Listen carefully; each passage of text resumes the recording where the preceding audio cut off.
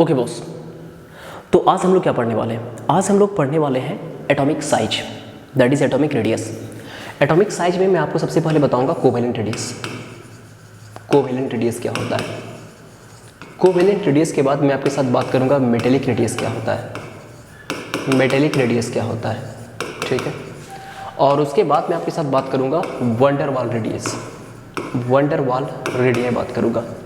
आप बोलोगे sir ionic radio भी एक होता है। हाँ, आयोनिक रेडिया कोई बहुत अलग से पढ़ाने की आवश्यकता नहीं, चलो ठीक है, आपके सेटिस्फैक्शन के लिए मैं यहाँ पे आयोनिक रेडिया लिख दिया, ठीक है। दैट इज कटायन या आयन का जो भी रेडियस होगा दैट इज आयोनिक रेडिया। लेकिन फिर भी आपका चैप्टर में सबसे ज़्यादा देखो, अगर यदि किसी के ऊपर मैं जोड़ दूंगा ना तो यहाँ पे कोवेलेंट रेडियस के ऊपर जोड़ दूंगा, और यहाँ पे मेटेलिक और वंडर वाल पे ज़्यादा बेसिकली हम लोग स्ट्रेस नहीं देंगे। हमारा most of the basically questions जो है वो कोवेलेंट रेडियस से ही होगा, और कोवेलेंट रेडियस से ही आयोनिक रेडियस यहाँ पे डिराइव होगा। तो आज हम लोग मेनली हमारा बेसिकली फोकस रहेगा साइज को लेकर के, एटॉमिक साइज को लेकर के। आज हमारा मेनली जो फोकस है वो एटॉमिक साइज को लेकर के हमारा फोकस है पूरा। लेकिन इससे पहले मैं आपका लगभग 4 से 6 मिनट के आसपास मैं आपका लूँगा, इनफैक्ट 7-8 मिनट भी हो सकता है, लेकिन मैं आपका लूँगा उसी चीज़ों के ऊपर जो आप लास्ट लेक्चर में पढ़े थे। आप लास्ट लेक्चर में मेरे से क्या पढ़े थे बॉस? आप लास्ट लेक्चर में मेरे से पढ़े थे shielding effect, that is screening effect, और effective nuclear charge, that is Z effective. मैं बस उस पर 6 मिनट से 7 मिनट या मैक्सिमम 8 मिनट लूँगा, फिर मैं पूरा का पूरा जो मेन मेरा चैप्टर का आज मोटो है उसमें आना स्टार्ट करूँगा। बस 6 से 8 मिनट दीजिए, ओके। आप देखिए वहाँ पे जब आप शील्डिंग इफेक्ट पढ़े थे, शील्डिंग इफेक्ट पढ़े थे, तो shielding effect that is sigma या स्क्रीनिंग इफेक्ट, आप इसको क्या कहते थे? The net repulsion suffered by outermost electron due to inner electron. आप कहते थे जो नेट रिपल्सन सफ़र करना पड़ेगा आउटर मोस्ट इलेक्ट्रॉन को अंदर वाले इलेक्ट्रॉन के कारण, उसी को हम बोलेंगे शील्डिंग इफेक्ट। जो नेट रिपल्सन सहना पड़ता है बाहर वाले इलेक्ट्रॉन को। फिर इफेक्टिव न्यूक्लियर चार्ज क्या था? तो ये नेट अट्रैक्शन था, the net attraction exerted by nucleus on outer most electron. जो नेट अट्रैक्शन न्यूक्लियस एक्सर्ट करता है, अप्लाई करता है आउटर मोस्ट इलेक्ट्रॉन पे, वही होता है जेड इफेक्टिव। अब थोड़ा समझिए बॉस, आपने वहाँ पे पढ़ा था कि जेड इफेक्टिव बराबर से जेड माइनस सिग्मा होता है। तो यहाँ से हम देखेंगे कि अगर यदि सिग्मा का वैल्यू ज़्यादा होगा तो जेड इफेक्टिव कम होगा, अगर सिग्मा का वैल्यू ज़्यादा होगा तो जेड इफेक्टिव कम होगा। तो यहाँ से हम कह सकते हैं कि जेड इफेक्टिव जो है वो इन्वर्सली प्रोपोर्शनल होगा सिग्मा से। एक बात तो हम यहाँ से समझते हैं कि जेड इफेक्टिव इन्वर्सली प्रोपोर्शनल होगा सिग्मा से। पहला चीज़ हमें क्लियर होता है कि जो जेड इफेक्टिव है, इफेक्टिव न्यूक्लियर चार्ज है, वो इन्वर्सली प्रोपोर्शनल होगा सिग्मा से। ये तो मैथमेटिकली हमें समझ में आया। अब इसको थोड़ा सा आप कंसेप्चुअली देखो। कंसेप्चुअली कैसे देखोगे? सपोज दैट ये न्यूक्लियस है, ये अलग अलग सेल्स हैं, यहाँ पे आउटर मोस्ट सेल में इलेक्ट्रॉन बैठा हुआ है। अब आप यहाँ पे बेसिकली बोलोगे, अच्छा ऐसा मत बोलना कि सर इलेक्ट्रॉन रेस्ट में नहीं रहेगा, रिवॉल्व करेगा, ऐसा मत बोलना। मतलब मैं समझाने के तौर पे कह रहा हूँ कि आउटर मोस्ट यहाँ पे सेल में इलेक्ट्रॉन है। अब इस आउटर मोस्ट सेल के इलेक्ट्रॉन को न्यूक्लियस अट्रैक्ट कर रहा है। जो नेट अट्रैक्शन एग्जर्ट करता है न्यूक्लियस आउटर मोस्ट इलेक्ट्रॉन पे, उसी को हम कहते हैं इफेक्टिव न्यूक्लियर चार्ज। तो आप बोलिएगा द नेट अट्रैक्शन, क्या बोलिएगा? द नेट अट्रैक्शन, जो net attraction, the net attraction exerted by nucleus on outer most electron, outer most electron is called effective nuclear charge. क्या कहलाता है? इफेक्टिव न्यूक्लियर चार्ज कहलाता है, ठीक है। जो नेट अट्रैक्शन एक्सर्ट होता है न्यूक्लियस के द्वारा आउटर मोस्ट इलेक्ट्रॉन पे, उसी को हम कहते हैं इफेक्टिव न्यूक्लियर चार्ज। मतलब इफेक्टिव न्यूक्लियर चार्ज क्या है? आप इसको समझिए अट्रैक्शन है। और यहाँ पे सिग्मा क्या है? सिग्मा रिपल्सन है, जो नेट रिपल्सन सफ़र करता है अंदर वाले, द नेट रिपल्सन जो सफ़र करता है आउटर मोस्ट इलेक्ट्रॉन अंदर वाले इलेक्ट्रॉन के कारण। ये जो अंदर वाले जो इलेक्ट्रॉन होंगे बॉस, सपोज दैट यहाँ पे अंदर में जो भी इलेक्ट्रॉन्स होंगे, अंदर में जो इलेक्ट्रॉन्स होंगे, ये आउटर मोस्ट इलेक्ट्रॉन को बेसिकली धक्का दे रहे होंगे। तो जो नेट रिपल्सन बेसिकली जो रिपल्सन बेसिकली एक्सर्ट होता है अंदर वाले इलेक्ट्रॉन के द्वारा आउटर मोस्ट इलेक्ट्रॉन पे, उसी को हम कहते हैं sigma, that is shielding effect.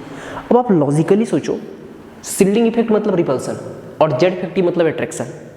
अगर यदि रिपल्सन कम होगा तो मेरा अट्रैक्शन बहुत ज़्यादा होगा। मैथमेटिकली आपने बोला जेड इफेक्टिव बराबर क्या है? Z minus sigma. तो जाहिर सी बात है ये जितना बेसिकली कम, ये जेड इफेक्टिव उतना ज़्यादा। अब इसको आप ऐसे समझो, इसका इफेक्ट क्या होगा, इसको आप समझने का कोशिश करो। इसका इफेक्ट ये होगा बॉस, थोड़ा समझो। इफेक्ट ये होगा अगर Z इफेक्टिव बहुत ज़्यादा है, Z इफेक्टिव बहुत ज़्यादा है, Z इफेक्टिव बहुत ज़्यादा, इफेक्टिव न्यूक्लियर चार्ज बहुत ज़्यादा है, तो इलेक्ट्रॉन को बहुत कस के खींचेगा। ओह सॉरी यार, हाँ, अगर Z इफेक्टिव बहुत ज़्यादा है तो आउटर मोस्ट इलेक्ट्रॉन को बहुत कस के खींचेगा, और आउटर मोस्ट इलेक्ट्रॉन को बहुत कस के खींचेगा बॉस। तो आउटर मोस्ट इलेक्ट्रॉन को बहुत कस के खींचेगा तो ये इलेक्ट्रॉन पास आना चाहेगा। अब ये इलेक्ट्रॉन अकेले तो पास में नहीं आएगा, एक्चुअली क्या ये इलेक्ट्रॉन जो है वो किसी सेल में है। तो जब बेसिकली क्या है ना, देखो, जब इलेक्ट्रॉन पास आएगा तो सेल भी पास आएगा, और जब सेल पास आएगा तो जाहिर सी बात है साइज घटेगा। आप देखो यार, जैसे देखो, ये एक पर्टिकुलर मॉड्यूल है, एक बुक है एलेन का, ठीक है, जे एडवांस का जो भी है, सॉल्ट एनालिसिस का। अब हम ये कहना चाह रहे हैं कि अगर यदि मैं क्या है कि मैं इसके पेज को खींचता हूँ, अगर मैं इसके पेज को पुल करता हूँ, तो देखो ये भी पुल हो रहा है, ये पूरा का पूरा बुकलेट पुल हो रहा है। देखो तो अगर मैं इसके पेज को अगर यदि मैं पुल करता हूँ तो पूरा बुकलेट पुल हो रहा है। तो यहाँ से मैं ये कहना चाह रहा हूँ कि अगर यदि इलेक्ट्रॉन को बेसिकली इलेक्ट्रॉन को, आउटर मोस्ट इलेक्ट्रॉन को अगर न्यूक्लियस कस के खींचेगा, कस के अटैक करेगा, तो ये सिर्फ इलेक्ट्रॉन पास थोड़ी ना आएगा, एक्चुअली इलेक्ट्रॉन जिस सेल में है वो भी तो पास आएगा। और जब सेल पास आएगा, देखो सेल जिसको यहाँ होना चाहिए तो थोड़ा सा ज़्यादा पास आ गया, और सेल जब पास आएगा बॉस तो साइज छोटा होगा। सेल जब पास आएगा तो साइज छोटा होगा, तो हम बोलेंगे साइज का कॉन्ट्रैक्शन होगा, हम बोलेंगे साइज का कॉन्ट्रैक्शन होगा, साइज कॉन्ट्रैक्ट करेगा, साइज का कॉन्ट्रैक्शन होगा। इफ Z इफेक्टिव, अगर यदि Z इफेक्टिव इंक्रीज हुआ तो, Z इफेक्टिव इंक्रीज हुआ तो यहाँ से कह सकते हैं इफेक्टिव न्यूक्लियर चार्ज जितना बढ़ेगा, Z इफेक्टिव जितना बढ़ेगा, आउटर मोस्ट इलेक्ट्रॉन को उतना कस के खींचेगा, और आउटर मोस्ट इलेक्ट्रॉन को कस के खींचेगा तो ये सेल बेसिकली खिंचाएगा और पास आएगा, और जब सेल खिंचा के पास आएगा तो फिर बेसिकली क्या होगा, साइज छोटा होगा।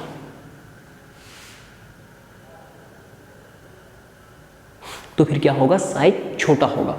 तो आपने यहाँ पे एक बात बेसिकली समझा कि सर जो साइज है ना, साइज वो इन्वर्सली प्रोपोर्शनल होगा Z इफेक्टिव से।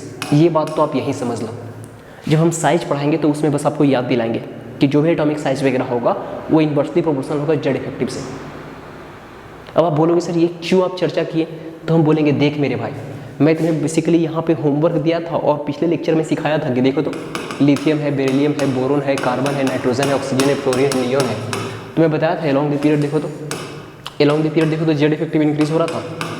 याद करो, इसका Z इफेक्टिव कितना था, 1.3 था, इसका कितना था, 1.95 था, इसका कितना था, 2.6 था, इसका कितना था, 3.25 था, इसका कितना था, अरे जल्दी बोलो यार, 3.9 था। हम डाटा रटवाने में इंटरेस्टेड नहीं, इसका 4.55 था, हम डाटा रटवाने में बिल्कुल इंटरेस्टेड नहीं, हमें डाटा रटवाना नहीं आपको, हम इस बात में इंटरेस्टेड थे कि long the period Z effective increase हो रहा था। और अगर Z इफेक्टिव इंक्रीज होगा बॉस तो जाहिर सी बात है सेल्स का साइज बेसिकली घटेगा, साइज कॉन्ट्रैक्ट होगा, तो along the period size decrease होता है, along the period size decrease होता है, along the period size decrease होता है, along the period size decrease होता है। इस बात को भली भांति ध्यान रखिए आप। एम आई राइट? मानना ही पड़ेगा तुम्हें कि सर एलॉन्ग द पीरियड जो है ना Z इफेक्टिव इंक्रीज होगा तो साइज डिक्रीज होगा, एकदम पूरा क्लियर है, पिछले लेक्चर से आपको रिलेट कर पा रहे होंगे। इसीलिए हम आपको यहाँ पे Z इफेक्टिव के बारे में बढ़िया से समझाने का भी कोशिश किए कि इफेक्टिव न्यूक्लियर चार्ज बढ़ेगा तो साइज में कॉन्ट्रैक्शन देखने को मिलेगा, साइज छोटा होगा बॉस, जितना एक्सपेक्टेड साइज था उससे छोटा होगा, क्योंकि इलेक्ट्रॉन ही नहीं खिंचाएगा, इलेक्ट्रॉन बेसिकली किसी सेल में रिसाइड कर रहा है, तो वो इलेक्ट्रॉन जब आएगा पास तो सेल भी खिंचाएगा, सेल भी पास आएगा, मतलब साइज में कॉन्ट्रैक्शन देखने को मिलेगा, तो साइज डिक्रीज होगा अगर Z इफेक्टिव इंक्रीज होगा। तो यहाँ से आपने सीखा कि साइज जो है वो इन्वर्सली प्रोपोर्शनल होगा Z इफेक्टिव से, ये बात आपने सीखा। अच्छा, आपको एक बात तो पता है कि Z इफेक्टिव जो है वो इन्वर्सली प्रोपोर्शनल है सिग्मा से, तो यहाँ से हम दूसरा बात कह सकते हैं क्या कि साइज डायरेक्टली प्रोपोर्शनल होगा सिग्मा से। आप बोलो कि हाँ सर मैथमेटिकली तो आपने प्रूव कर दिया, क्योंकि हमें पहले से पता है कि Z इफेक्टिव सिग्मा से इन्वर्सली प्रोपोर्शनल है, क्योंकि Z इफेक्टिव बराबर क्या होता है, Z माइनस सिग्मा होता है, अगर सिग्मा बढ़ेगा तो Z इफेक्टिव घटेगा। तो यहाँ से हम कह सकते हैं Z इफेक्टिव और सिग्मा इन्वर्सली प्रोपोर्शनल था, तो जाहिर सी बात है साइज अगर यदि बेसिकली क्या है Z इफेक्टिव से इन्वर्सली है तो सिग्मा से डायरेक्टली होगा, अरे सिग्मा से डायरेक्टली होगा। ठीक है, आप मैथमेटिकली तो जाने, लेकिन इसको आप लॉजिकली भी समझिए। लॉजिकली कैसे समझिए? लॉजिकली ऐसे समझिए,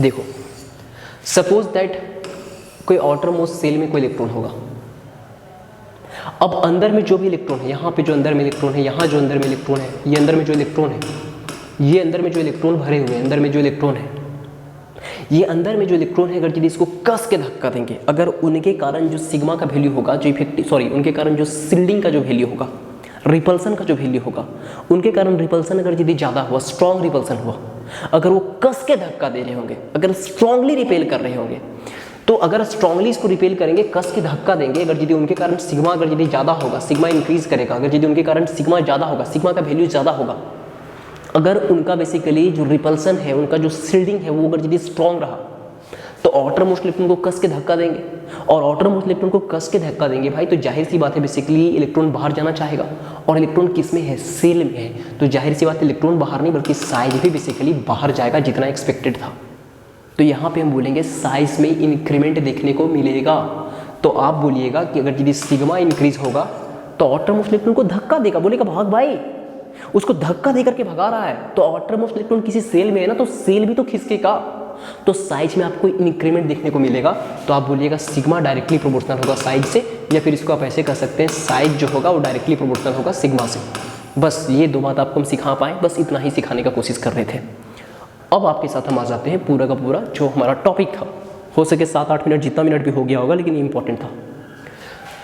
अब एक बात बस और ध्यान रख लीजिएगा कि आप पिछले लेक्चर में मैं आपको सिखाया था कि जो सिग्मा होता है एस सब सेल का सबसे ज़्यादा होता है, फिर पी सब सेल के इलेक्ट्रॉन के कारण सिग्मा फिर काफ़ी ठीक ठाक होता है, और डी के कारण पुअर शील्डिंग होता है, मतलब जो सिग्मा का वैल्यू होता है डी सब सेल के इलेक्ट्रॉन के कारण काफ़ी कम होता है, और एफ के कारण तो और कम होता है। बस ये बात जरूर ध्यान रखिएगा। ये बोले थे कि सिग्मा का डिक्रीजिंग ऑर्डर, एक्चुअली एस सब सेल के इलेक्ट्रॉन के कारण जो सिग्मा का वैल्यू होता है काफ़ी ज़्यादा होता है, पी के कारण भी ठीक ठाक होता है, डी के कारण कम होता है, और एफ के कारण तो बिल्कुल कम होता है। डी और एफ जो होते हैं इनके कारण जो रिपल्सन होता है बहुत ही कम होता है, पुअर शील्डिंग होता है, पुअर शील्डिंग। इस पॉइंट को आप ध्यान रखो, ये पॉइंट अपने आप में बहुत इंपॉर्टेंट है बॉस, क्लास 11 नहीं क्लास 12 तक बहुत इंपॉर्टेंट है। अब थोड़ा ध्यान से सुनो, इतना क्लियर हुआ। अब आपके साथ आज जो इंपॉर्टेंट टॉपिक है, मैं आपको आज साइज सिखाऊंगा, जिसको आप रेडियस भी कहते हो, ठीक है। और सबसे पहले मैं आपको सिखाऊंगा कोवेलेंट रेडियस। कोवेलेंट रेडियस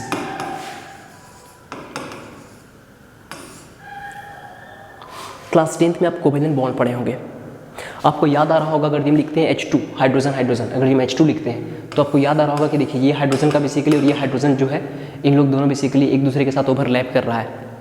मतलब कुछ ऐसा याद आ रहा होगा कि हाइड्रोजन के आउटर मोस्ट में एक इलेक्ट्रॉन है, इसके आउटर मोस्ट में एक इलेक्ट्रॉन है। अब क्या है कि यहाँ पे शेयरिंग होगा, कुछ याद कीजिए class 10th carbon in its compound नाम का चैप्टर, अभी ज़्यादा दिन नहीं हुआ है। तो देखो ये अपने साथ साथ इसका इलेक्ट्रॉन शेयर कर लिया, ये भी अपने साथ साथ इसका इलेक्ट्रॉन शेयर कर लिया। तो जाहिर सी बात है शेयरिंग के टाइम में इन लोग का जो ऑर्बिटल था, जो सेल था, आउटर मोस्ट सेल था, जहाँ पे बेसिकली शेयरिंग हो रहा है, वो भी तो बेसिकली एक दूसरे को ओवरलैप करेगा, पास आएगा। अरे वो भी तो पास आएगा ना बॉस। तो यहाँ पे क्या है ना, अभी देखो ये हम क्यों बता रहे हैं। पहली बात हम आपको कुछ अभी तक सिखाए नहीं, बस हम आपको इतना बोले कि कोवेलेंट रेडियस के बारे में आपको जानकारी होगा, जो बस हम आपको याद दिलाने का कोशिश की कि आप इस तरह से क्लास 10th में कोवेलेंट रेडियस के बारे में पढ़े होंगे। अब देखो बॉस, अगर यदि आप इस तरह से कोवेलेंट रेडियस के बारे में पढ़े हो तो यहाँ पे मैं आपको कोवेलेंट रेडियस कैसे यहाँ पे डिफाइन करूँगा। कोवेलेंट रेडियस के बारे में ऐसे डिफाइन करूँगा, सपोज दैट ये H2 था, हाइड्रोजन था, H2 था, तो यहाँ बेसिकली हाइड्रोजन का न्यूक्लियस ये इस हाइड्रोजन का न्यूक्लियस होगा, ठीक है।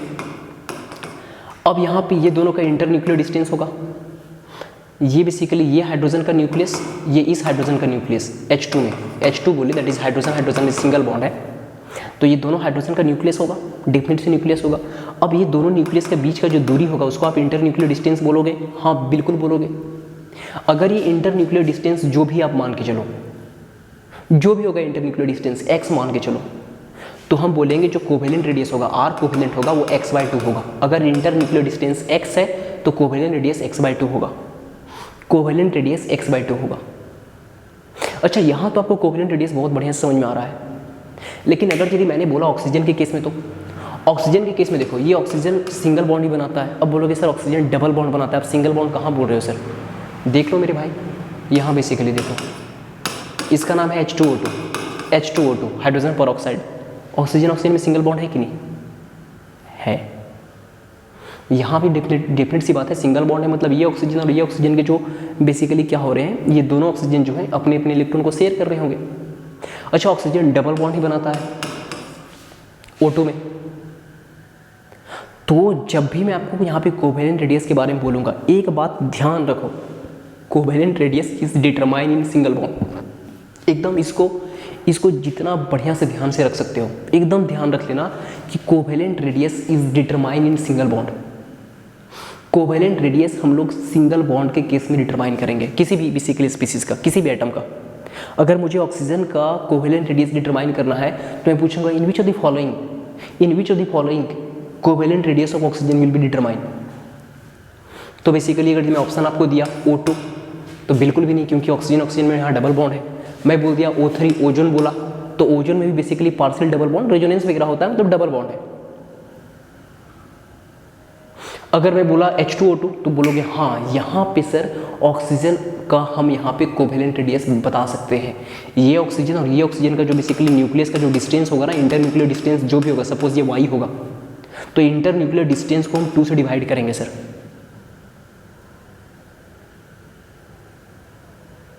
तब जाकर के हमें मिलेगा कोवेलेंट रेडियस। बस ये हम कहना चाह रहे थे, covalent radius is always determine in single bond. बस ध्यान रखिएगा कि जो कोवेलेंट रेडियस होता है वो सिर्फ और सिर्फ सिंगल बॉन्ड में आपको डिटरमाइन होते हुए दिखेगा। Covalent radius is always determine in single bond. Single bond में ही आप कोवेलेंट रेडियस डिटरमाइन कर पाइएगा, यही रूल है, बस यही ध्यान रखिएगा। अच्छा, एक बार फिर हम बेसिकली 1 मिनट बोलना चाहेंगे आपको कोवेलेंट रेडियस क्या होता है। तो आप बोलोगे सर कोवेलेंट रेडियस जो है ना सर, कोवेलेंट रेडियस क्या होगा, जब भी बेसिकली क्या है कि दो बेसिकली एटम के बीच में जब भी कोवेलेंट बॉन्ड बनेगा, सपोज दैट यहाँ पे क्लोरीन के बीच में कोवेलेंट बॉन्ड बना, ये क्लोरीन में सिंगल बॉन्ड है Cl2 पक्का। तो इस क्लोरीन और इस क्लोरीन का जो बेसिकली न्यूक्लियस का जो डिस्टेंस होगा, इंटर न्यूक्लियर डिस्टेंस होगा, सपोज दैट ये इंटर न्यूक्लियर डिस्टेंस मान के चलिए सर 300 पिकोमीटर है, एक मतलब मान के चलिए, वैसे इतना होगा नहीं। तो इंटर न्यूक्लियर डिस्टेंस अगर 300 पिकोमीटर है सर, तो 300 पिकोमीटर को बेसिकली 2 से डिवाइड करेंगे, तब जाकर के मुझे जो 150 पिकोमीटर होगा वो मेरा बेसिकली क्या हो जाएगा, covalent radius of this particular species. तो एक बात और ध्यान रखना है कि कोवेलेंट रेडियस हमेशा बेसिकली सिंगल बॉन्ड में डिटरमाइन करते हैं, डबल बॉन्ड ट्रिपल बॉन्ड वगैरह में नहीं। जैसे हम बोलेंगे कि क्या नाइट्रोजन का कोवेलेंट रेडियस हम इसमें डिटरमाइन कर सकते हैं क्या, देखो तो N2 में, आप बोलोगे बिल्कुल भी नहीं, N2 में नाइट्रोजन में ट्रिपल बॉन्ड है, यहां कभी भी डिटरमाइन नहीं कर सकते हैं, नहीं कर सकते हैं, मतलब नहीं कर सकते हैं। हम बोलेंगे N2O4 में कर सकते हो क्या, तो बोलोगे देखो स्ट्रक्चर बताइए सर, इसका स्ट्रक्चर कैसा होता है, अभी तो मैं स्ट्रक्चर नहीं सीखे। हम बोले मान लो भाई अगर इसका स्ट्रक्चर कुछ ऐसा होता है, ऐसा होता है, मान लो इसका स्ट्रक्चर कुछ ऐसा होता है N2O4, अब बोलोगे हाँ नाइट्रोजन के बीच में यहाँ पे सिंगल बॉन्ड है। अगर नाइट्रोजन के बीच में यहाँ पे सिंगल बॉन्ड एग्जिस्ट कर रहा है तो यहाँ पे कोवेलेंट रेडियस हम डिटरमाइन कर सकते हैं। बस इतना ध्यान रखेंगे सर कि कोवेलेंट रेडियस मतलब पहला लाइन ये ध्यान रखेंगे, आप अपनी कॉपी में लिखिए कोवेलेंट रेडियस, जैसे भी आपने टॉपिक लिखा तो आप कॉपी में लिखिए कि कोवेलेंट रेडियस के बारे में, it is half the distance, it is half the internuclear distance between 2 atom. जो भी 2 एटम होगा उसका इंटरन्यूक्लियर डिस्टेंस का हाफ होगा। ये इंटरन्यूक्लियर डिस्टेंस मतलब ये न्यूक्लियस और ये न्यूक्लियस जो है इनका जो डिस्टेंस है उसका भी हाफ होता है। It is half the internuclear distance between 2 atom. वो सेम काइंड का हो सकता है, अलग काइंड का हो सकता है, उसमें भी इंटरेस्टेड हम नहीं। Is it clear? अब यहाँ पे एक बात और ध्यान रखना है कि कोवेलेंट रेडियस के लिए किसी भी स्पीसीज का सिंगल बॉन्ड में ही हम लोग बात करेंगे। अगर उसका कोई भी कंपाउंड होगा तो वो हम देखेंगे वो कंपाउंड में सिंगल बॉन्ड है उस स्पीसीज के अंदर या फिर डबल बॉन्ड है या ट्रिपल बॉन्ड है। डबल बॉन्ड ट्रिपल बॉन्ड होगा तो हम कोवेलेंट रेडियस बताने के काबिल नहीं होंगे। अगर यदि उसके अंदर सिंगल बॉन्ड होगा तो बोलेंगे हाँ हम इसका कोवेलेंट रेडियस डिटरमाइन कर सकते हैं। बस इतना ही था कोवेलेंट रेडियस, डेफिनेशन वाइज आपका काम हो गया। अब देखिए मैं आपके साथ आगे बात करने वाला हूँ मेटेलिक रेडियस। मेटेलिक रेडियस आपको पता है जो मेटल्स होंगे, सपोज दैट आयरन का मेटल बोला या सोडियम का मेटल बोला, मैग्नीशियम का मेटल बोला, तो जो मेटल के अंदर जो बेसिकली एटम होंगे, ये मैग्नीशियम है, ये अगला मैग्नीशियम है, ये अगला मैग्नीशियम, ये अगला मैग्नीशियम, अगला मैग्नीशियम है, ये मैग्नीशियम है, मैग्नीशियम।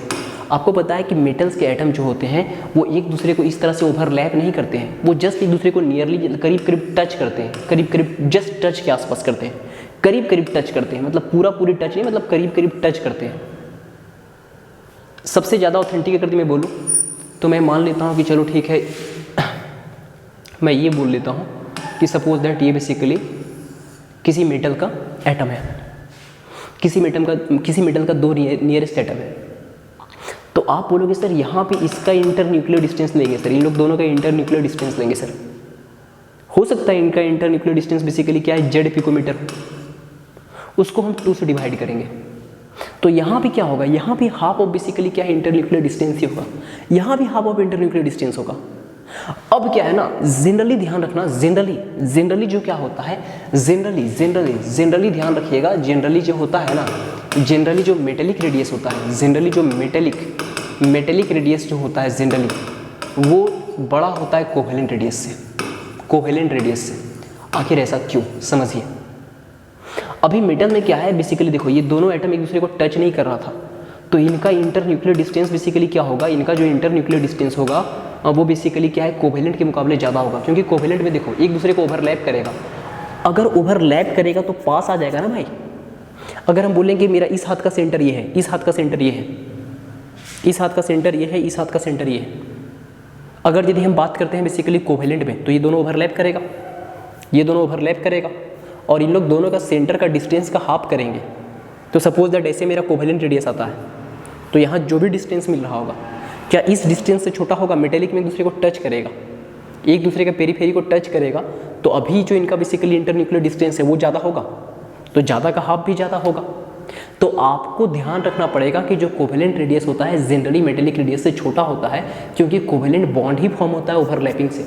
अगर ओवरलैप होगा तो बेसिकली क्या है, दूरी घटेगा, और दूरी घटेगा तो जाहिर सी बात है रेडियस का साइज घटेगा। तो आप जनरली बोलते हैं कि मेटेलिक रेडियस जो होता है बड़ा होता है कोवेलेंट रेडियस से, और इसका रीज़न क्या है कि कोवेलेंट रेडियस छोटा होता है due to penetration, due to overlapping, एक दूसरे को ओवरलैप कर रहा है, पेनिट्रेट कर रहा है, ड्यू टू ओवरलैपिंग होता है तो साइज बेसिकली छोटा हो जाता है ड्यू टू ओवरलैपिंग। शायद आपको दिख नहीं रहा होगा, मैं इसको बेसिकली इधर स्लाइड कर देता हूँ। कोवेलेंट रेडियस से बड़ा होगा मेटेलिक रेडियस। आप यहाँ पे देख रहे हैं, सपोज एक दूसरे को टच भी करता तो भी क्या फर्क पड़ जाता है यार, तो भी तो बेसिकली यहाँ से इंटरन्यूक्लियर डिस्टेंस यहाँ पे ज़्यादा होगा। तो जनरली शब्द मैंने इस्तेमाल किया, मेटेलिक रेडियस बड़ा होगा कोवेलेंट रेडियस से। क्लियर है। अब इसके बाद मैं बात करना चाहूँगा आयोनिक रेडियस में। आयोनिक रेडियस क्या है, ये बस एक डिराइव्ड है। डिराइव्ड कैसे है, ये मेटेलिक और बेसिकली कोवेलेंट से ही डिराइव्ड है। सिर्फ बेसिकली कोवेलेंट कहना गलत होगा, मेटेलिक और कोवेलेंट दोनों।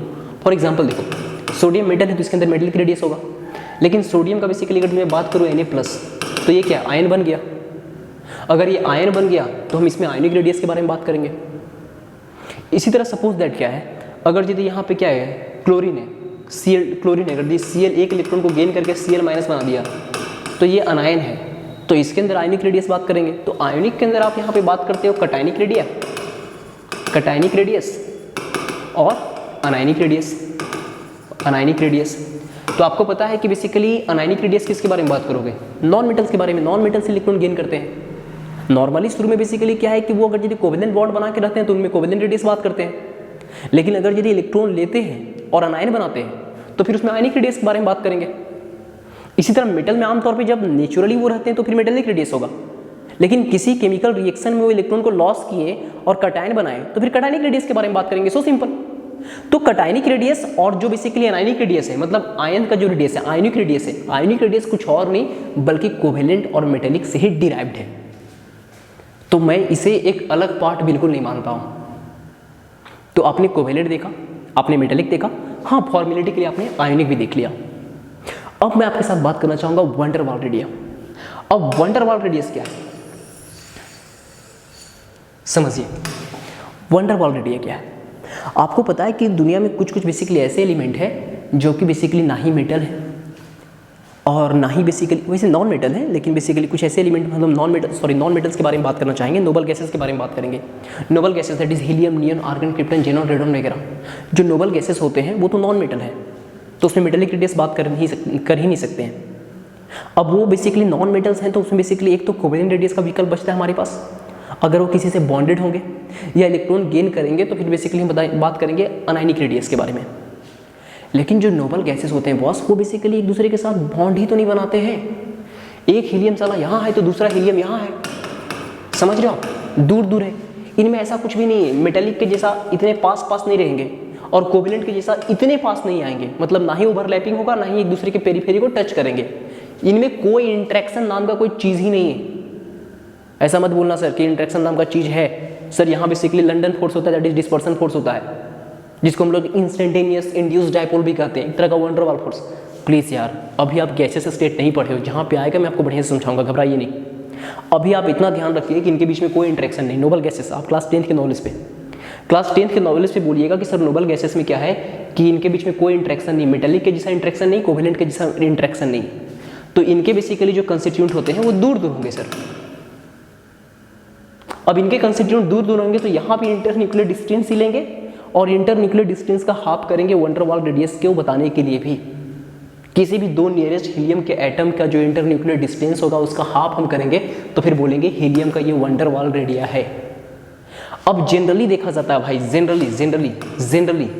जनरली क्या होता है, जो वंडर वाल रेडियस होता है आर वंडर वाल, जो वंडर वाल रेडिया होता है वो करीब करीब दोगुना होता है कोवेलेंट रेडियस से, आर कोवेलेंट से। जो वंडर वाल रेडियस होता है जनरली करीब करीब दोगुना होता है वंडर वाल से, जो वंडर वाल रेडियस होता है करीब करीब कोवेलेंट से दोगुना होता है। तो आपको हम बोलेंगे रेडियस का आप साइज का ऑर्डर बताओ, तो आप बोलोगे कि भाई ये जो वंडर वाल है ना तो साला सबका बाप है, मतलब कोवेलेंट का करीब करीब दोगुना है। तो जैसे मैं आपको बोलूँगा कि आप बेसिकली रेडियस का रेशियो बताओ, रेडियस रेशियो आप बताओ, तो आप बोलोगे रेडियस रेशियो में आप बोलोगे आर वंडर वाल, जो वंडर वाल होगा, वंडर वाल जो होगा ये बेसिकली सबसे मैक्सिमम होगा। उसके बाद मेटेलिक होगा, क्योंकि मेटेलिक तो बड़ा होता है ना, किससे, कोवेलेंट से। ये ध्यान रखना है, आर वंडर वाल सबसे बड़ा, उसके बाद मेटेलिक, उसके बाद कोवेलेंट। जो वंडर वाल रेडिया होता है सबसे बड़ा होता है। सबसे खास बात क्या है कि कोवेलेंट मेटेलिक से छोटा क्यों होता है, क्योंकि कोवेलेंट के अंदर ओवरलैपिंग प्रेजेंट होता है तो छोटा हो जाता है। ये देखो कोवेलेंट में ओवरलैपिंग प्रेजेंट होता है, मेटेलिक के अंदर ओवरलैपिंग नहीं बल्कि एक दूसरे को टच करता है बाउंड्री को, और वंडर वाल में क्या है कि काफ़ी दूर रहता है। तो जाहिर सी बात है कि आप बोलोगे कि जनरली जो वंडर वाल रेडिया होता है, आर वंडर वाल जो होता है, आर वंडर वाल जो होता है वो नियरली बेसिकली 2 टाइम्स होता है आर कोवेलेंट का, आर कोवेलेंट का। अब थोड़ा समझिए, अगर ऐसा क्वेश्चन दे देगा कि सपोज दैट क्वेश्चन ऐसा दे दिया, क्वेश्चन कुछ ऐसा दे दिया, क्वेश्चन कैसा दे दिया कि r covalent for chlorine is, chlorine के लिए कोवेलेंट रेडियस मान के चलो दे दिया x picometre, then r van der Waals for chlorine will be, chlorine के लिए बेसिकली आर वंडर वाल क्या होगा, और ऑप्शन कुछ ऐसा दे दिया x पिकोमीटर, दूसरा 0.9 x पिकोमीटर, ठीक है, तीसरा x/3 पिकोमीटर, चौथा 2.1 x पिकोमीटर। तो ये मत समझना कि यार अगर यदि मुझे कोवेलेंट पता है x है तो वंडर वाल तो दोगुना होता है। अब ये तो बेसिकली जितना कोवेलेंट यहाँ पे दिया हुआ था x पिकोमीटर और वंडर वाल बेसिकली x तो होगा नहीं, करीब करीब दोगुना होगा। ये तो 0.9x है, मतलब x से भी छोटा हो गया, और ये तो x/3 है, x/3 मतलब 0.33 बेसिकली कहना चाह रहा है, ये कहना चाह रहा है 0.33 x पिकोमीटर, ये तो बिल्कुल भी नहीं होगा, तो पूरा फर्जी है। और चौथा 2.1 x पिकोमीटर। तो मत कसम खा के बैठ जाना कि सारा मास्टर क्या बताया था, मास्टर बताया था कि आर वंडर वाल जो होता है ना, आर वंडर वाल जो होता है अप्रॉक्सीमेटली 2 टाइम्स कोवेलेंट होता है, कोवेलेंट रेडियस के लगभग दोगुना होता है। तो यहाँ तो बेसिकली 2.1 टाइम्स हो गया। अरे भाई ये भी करीब करीब दोगुना ही है ना, या फिर 2.1 की जगह 1.98 ही रहता तो, 1.9 रहता तो, 1.87 भी रहता तो करीब करीब अगर यदि दोगुना के जैसा होगा तो आप समझ जाइएगा कुछ ऐसा होगा। अच्छा, किसी के दिमाग में ऐसा सवाल नहीं चल रहा है ना कि सर बेसिकली क्लोरीन के लिए तो हम समझ में आता है कि यहाँ पे कोवेलेंट रेडियस क्या होगा, ये वंडर वाल रेडियस अब कहाँ से इमेजिन कर दिए सर, क्या है क्वेश्चन इमेजिनरी है? नहीं, मैं आपको बोला ना कि गैसेस स्टेट नाम का आप चैप्टर पढ़ोगे तो आपको समझ में आएगा। देखो सपोज दैट ये क्लोरीन है, तो ये देखो बेसिकली ये क्लोरीन था, ये क्लोरीन था, इन लोग का इंटरन्यूक्लियर डिस्टेंस का जो हाफ होगा वो होगा r covalent equal to, suppose that ये डिस्टेंस x है तो x/2 बोलोगे क्लोरीन के लिए। अब ये क्लोरीन का एक मॉलिक्यूल है Cl2 है, देखो क्लोरीन Cl2 हुआ, क्लोरीन का एक और मॉलिक्यूल होगा, अरे ये भी तो क्लोरीन का मॉलिक्यूल होगा,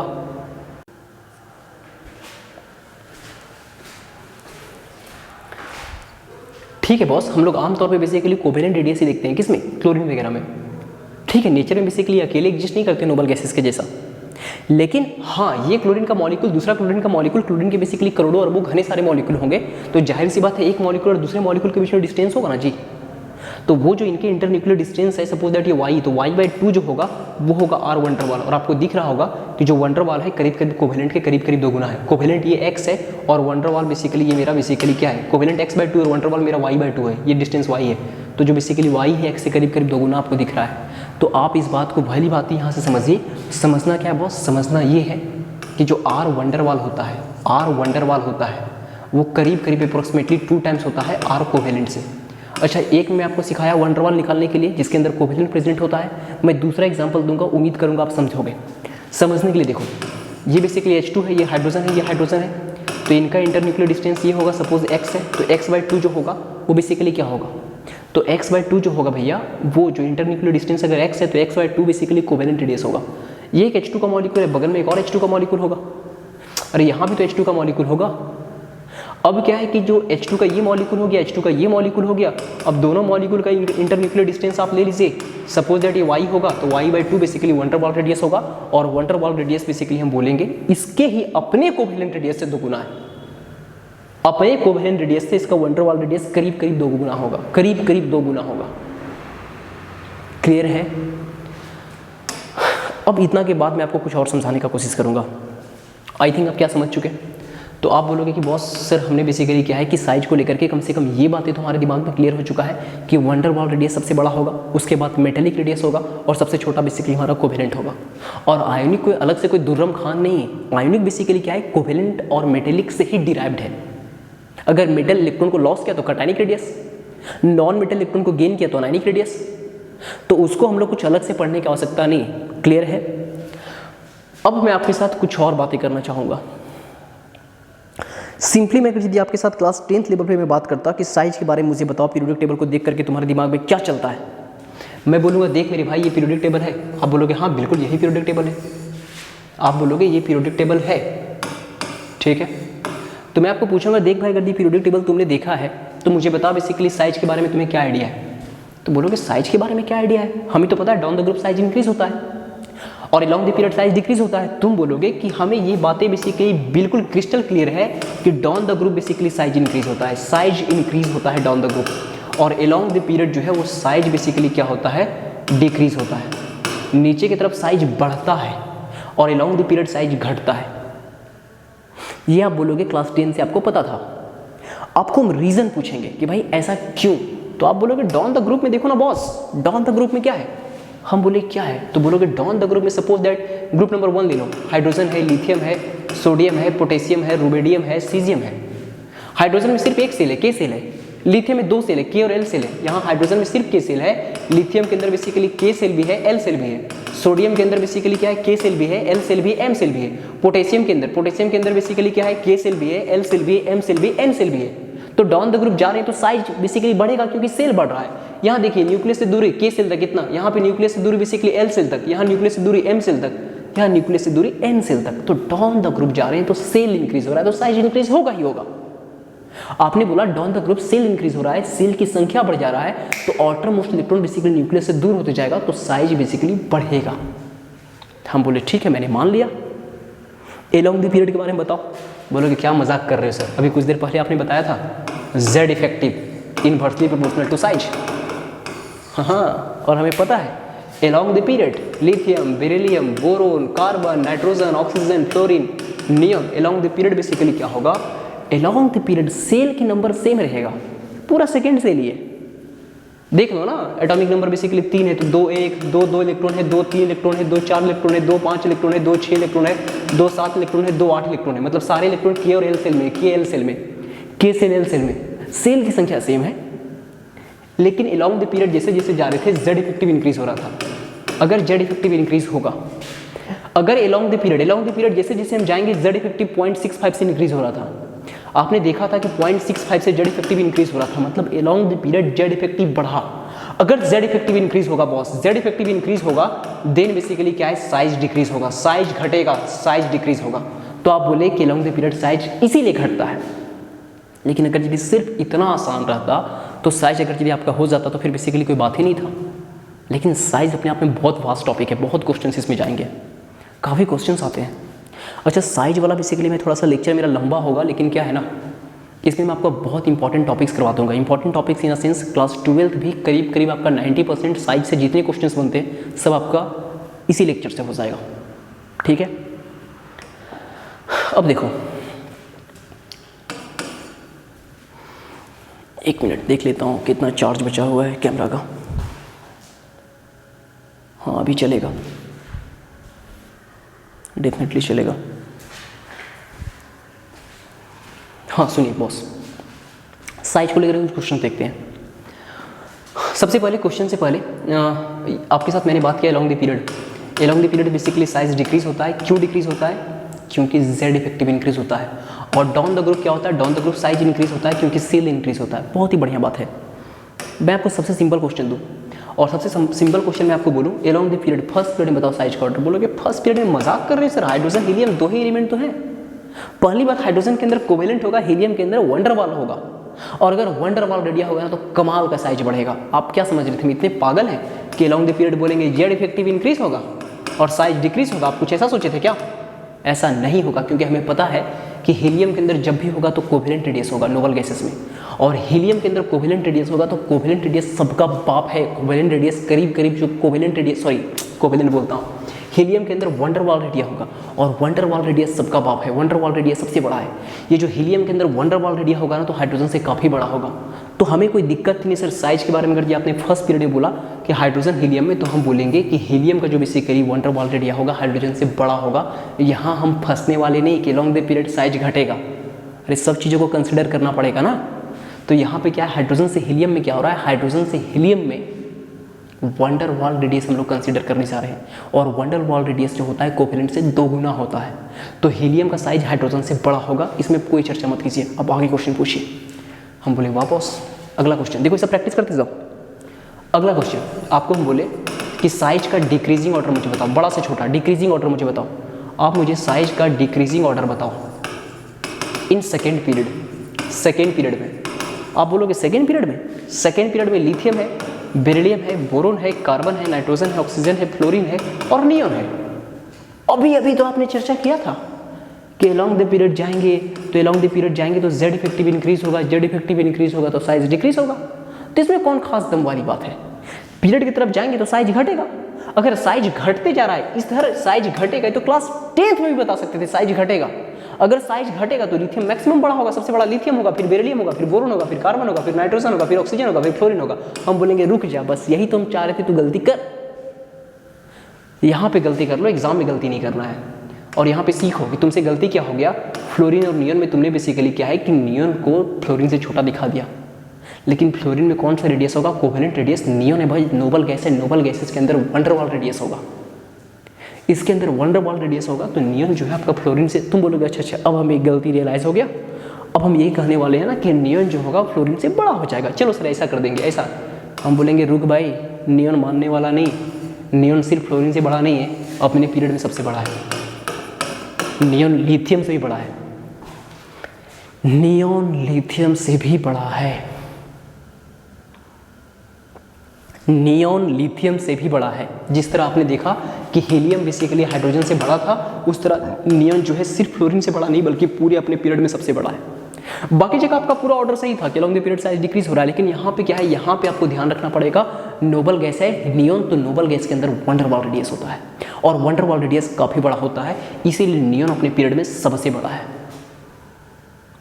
अब आपको हम क्वेश्चन पूछेंगे थर्ड पीरियड का। अब थर्ड पीरियड का क्वेश्चन देखो आप, थर्ड पीरियड का अगला क्वेश्चन साइज का है डिक्रीजिंग ऑर्डर आपको हम पूछेंगे। अब साइज का डिक्रीजिंग ऑर्डर हम आपको जैसे पूछेंगे बॉस थर्ड पीरियड में, थर्ड पीरियड बोलोगे क्या है सर? सोडियम है, मैग्नीशियम है, एल्युमिनियम है, सिलिकॉन है, फास्फोरस है, सल्फर है, क्लोरीन है, आर्गन, यही आप पूछना चाह रहे हो ना?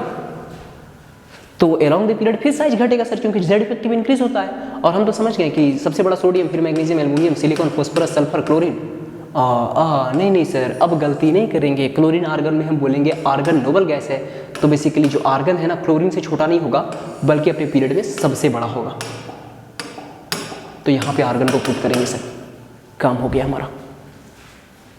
हम बोले हाँ भाई एकदम बिल्कुल क्लियर है, आपने बिल्कुल सही बताया है, एकदम सटीक है, क्लियर है, एकदम सही है। यहाँ नोबल गैसेस अपने पीरियड में मैक्सिमम बड़े होंगे, सबसे बड़े होंगे, क्लियर है। अब देखो क्वेश्चंस अच्छे तब बनेंगे जब आपको क्वेश्चन बेसिकली ऐसे दे दे, देखो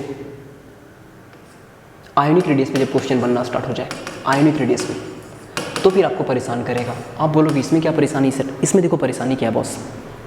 फॉर एग्जांपल ये नाइट्रोजन है, ये N-1 है, ये N-2 है, ये N-3 है। मैं आपको पूछूंगा बताओ ये नाइट्रोजन बेसिकली क्या है? ये कोवेलेंट है, एकदम नाइट्रोजन बेसिकली है, एकदम एटॉमिक नाइट्रोजन है। आप बोलोगे हाँ ये तो एटॉमिक नाइट्रोजन है, मतलब न्यूट्रल है, इसके ऊपर कोई चार्ज नहीं, एकदम न्यूट्रल एटम है, ये नाइट्रोजन एकदम न्यूट्रल एटम है। और ये क्या है? नाइट्रोजन एक इलेक्ट्रॉन गेन किया हुआ है N-। ठीक है, आप बोलोगे natural generally nitrogen 3 electron gain करता है, इसका टेंडेंसी होता है 3 इलेक्ट्रॉन गेन करने का N-3। ठीक है, अभी 1 इलेक्ट्रॉन गेन किया, तुम्हें क्या दिक्कत है भाई? N-1 2 इलेक्ट्रॉन गेन करेगा, N-2 3 इलेक्ट्रॉन गेन करेगा, N-3। हम आपको बोलेंगे बताओ बेसिकली सबसे बड़ा कौन होगा। अब देखो जो तुम्हें जेड इफेक्टिव और जो सिग्मा इतना देर से करवाए थे ना पिछले लेक्चर में, तुम्हें क्या लग रहा था मैं तुम्हारा टाइम वेस्ट करवा रहा था? अब देखो क्या इंपॉर्टेंस है उसका। ये नाइट्रोजन देखो एटॉमिक नंबर 7 है, तो एटॉमिक नंबर 7 है बॉस, तो इसके पास बेसिकली क्या है? इसके न्यूक्लियस में 7 प्रोटॉन है। नाइट्रोजन के न्यूक्लियस में 7 प्रोटॉन है, 7 प्रोटॉन है, और इसके पास बेसिकली इलेक्ट्रॉन कितना है? 7 इलेक्ट्रॉन है। इलेक्ट्रॉन भी 7 है, इलेक्ट्रॉन कितना है? 7 इलेक्ट्रॉन है। अभी क्या है, नाइट्रोजन जो है सिंपली जो नाइट्रोजन है, ऐसे देखो मैं आपको सॉल्व इसको मैं सिखाता हूँ, आप इसको कैसे ध्यान रखिएगा।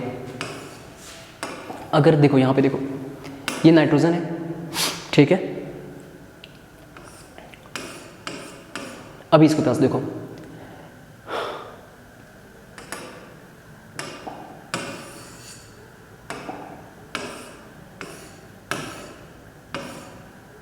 सबसे पहला टेबल में मैं यहाँ पे लिखता हूँ nuclear charge, nuclear charge.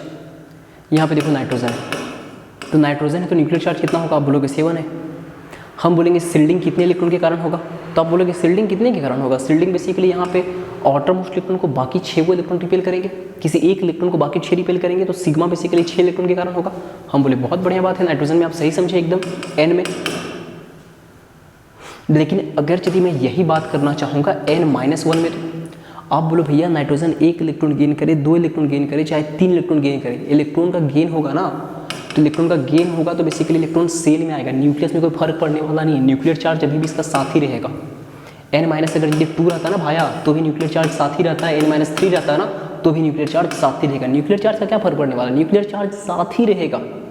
Nuclear charge 7 है, लेकिन यहाँ पे देखो नाइट्रोजन में जो सिग्मा था वो 6 इलेक्ट्रॉन के कारण था। N- में देखो 7 इलेक्ट्रॉन पहले था नाइट्रोजन के पास, N- मतलब एक एक्स्ट्रा इलेक्ट्रॉन ले लिया, एक एक्स्ट्रा इलेक्ट्रॉन ले लिया, मतलब 8 इलेक्ट्रॉन हो गया, तो अब 7 इलेक्ट्रॉन रिपेल करेंगे एक इलेक्ट्रॉन को।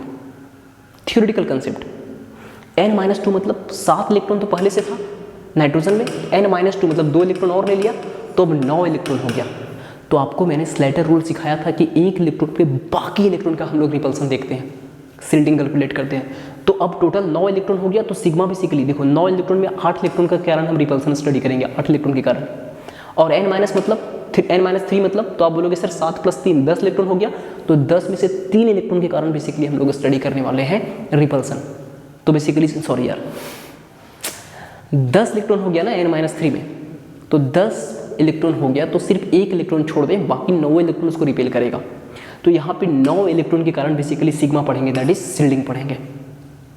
तो आप यहाँ पे देखें कि सर यहाँ पे जेड तो सेम है सर, हमको पता है जेड इफेक्टिव बराबर क्या होता है, जेड इफेक्टिव बराबर जेड माइनस सिग्मा होता है सर नाइट्रोजन हो चाहे N- हो चाहे N-2 हो चाहे N-3 हो, जेड सबके लिए सेम है। जेड इसके लिए भी 7 है, इसके लिए भी जेड, देखो इसके लिए भी जेड 7 है, इसके लिए भी जेड 7 है, इसके लिए भी जेड 7 है, इसके लिए भी जेड 7 है, जेड सबके लिए 7 है सर।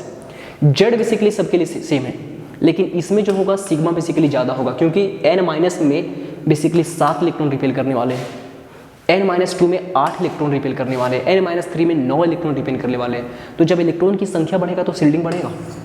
अरे बॉस जब इलेक्ट्रॉन का संख्या बढ़ेगा तो सील्डिंग बढ़ेगा। आपका कहना है कि इलेक्ट्रॉन का संख्या जब बढ़ते जाएगा तो सील्डिंग बढ़ेगा, सिग्मा बढ़ेगा। इलेक्ट्रॉन की संख्या जैसे जैसे बढ़ेगा वैसे वैसे सील्डिंग बढ़ेगा। इलेक्ट्रॉन की संख्या बढ़ेगा तो शिल्डिंग बढ़ेगा, और जैसे शिल्डिंग बढ़ेगा मतलब जेड इफेक्टिव घटेगा।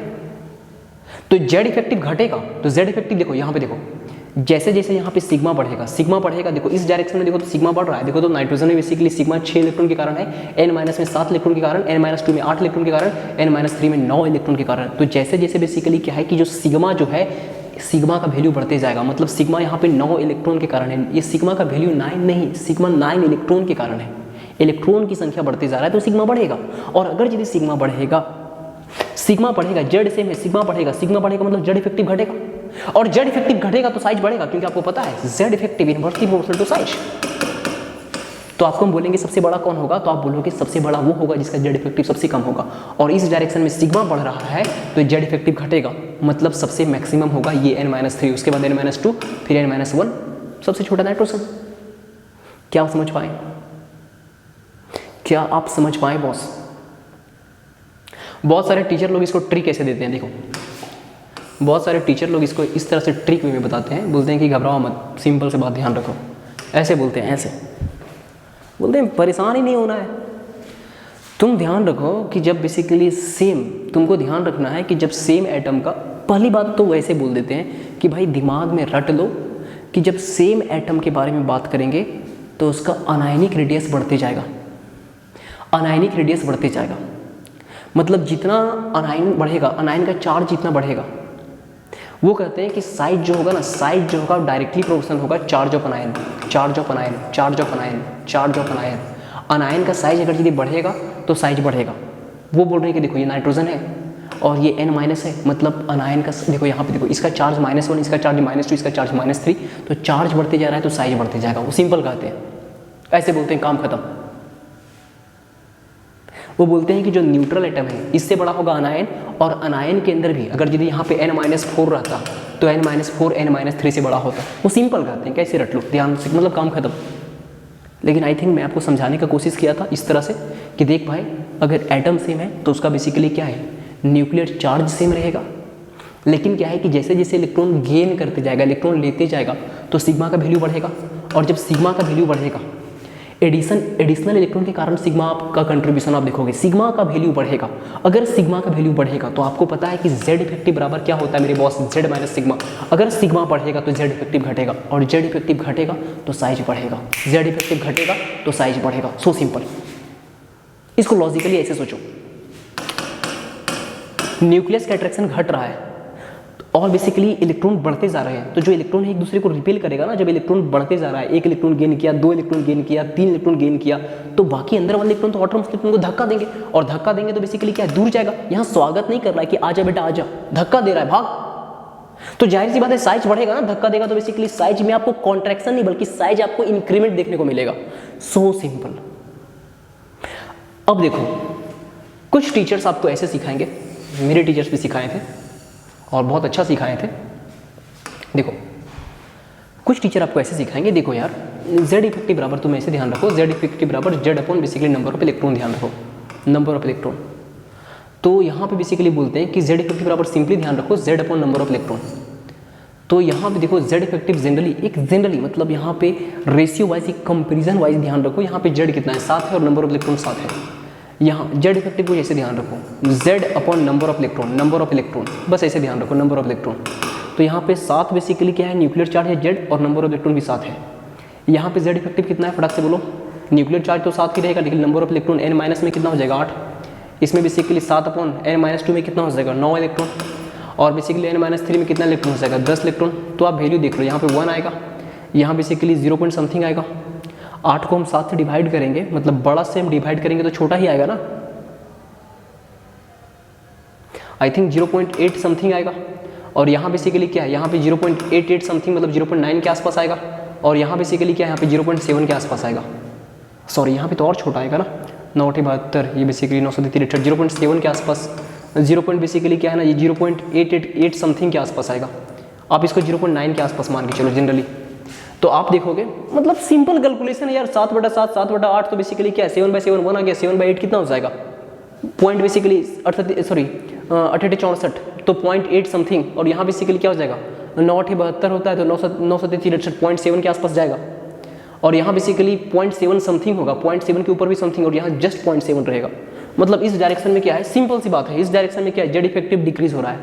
इस डायरेक्शन में 1, 0.9, 0.8 के आसपास, 0.8 के आसपास, सॉरी 0.7678 के आसपास, और यहाँ पे सिर्फ 0.7। तो आप बोले इस डायरेक्शन में क्या हो रहा है, आपका कहना है कि इस डायरेक्शन में क्या हो रहा है, इस डायरेक्शन में जेड इफेक्टिव का वैल्यू घट रहा है।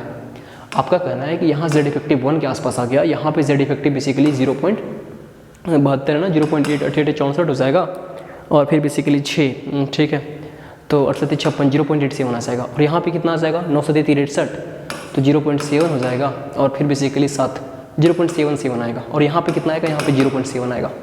तो आप बोलोगे इस डायरेक्शन में क्या हो रहा है, इस डायरेक्शन में जेड इफेक्टिव जो हो रहा है वो डिक्रीज हो रहा है, और जेड इफेक्टिव डिक्रीज हो रहा है तो साइज इंक्रीज होगा। सो सिंपल, साइज इंक्रीज ही करेगा।